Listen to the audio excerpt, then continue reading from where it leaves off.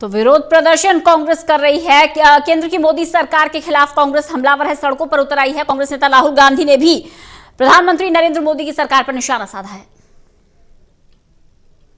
जो आज बॉर्डर पे हो रहा है और ये जो 3 नए कानून आए हैं, ये शुरुआत नहीं, शुरुआत बहुत पहले हुई थी और इस बात को मैं सालों से उठा रहा हूं। सवाल आपको याद होगा भट्टा परसौल, पहली बार ये भट्टा परसौल में उठा था कि इस देश में किसान का क्या हक है, किसान की क्या राइट्स है, क्या जमीन, किसान की जमीन उसकी है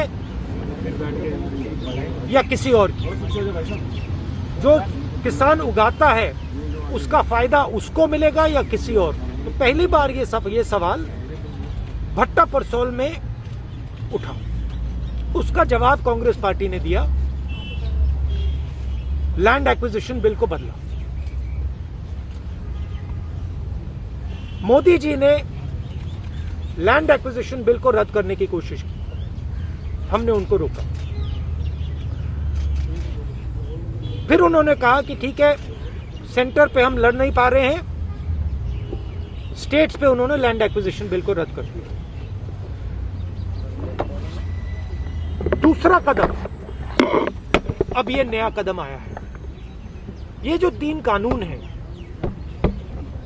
ये किसान को खत्म करने के कानून हैं। मैं आपको एक एनेक्डोट देता हूं जिससे आप ये बात समझ जाएंगे। कुछ साल पहले एक बहुत बड़े सीनियर लीडर से मेरी बात हो रही थी और उन्होंने मोदी जी से बात की थी और किसानों के बारे में बातचीत की थी और वो मुझे उस कॉन्वर्सेशन के बारे में बता रही थी। इससे नरेंद्र मोदी जी का माइंडसेट पता लग जाता है। उस बातचीत में नरेंद्र मोदी जी से नेता ने कहा कि भैया देखिए,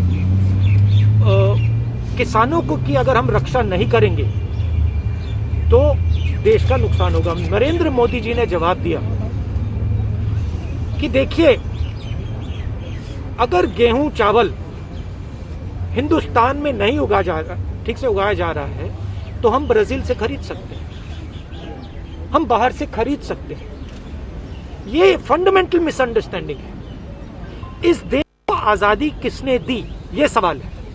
इस देश को आजादी अंबानी अदानी ने नहीं दी है। इस देश को आजादी किसान ने दी है, उस अपने खून से दी है।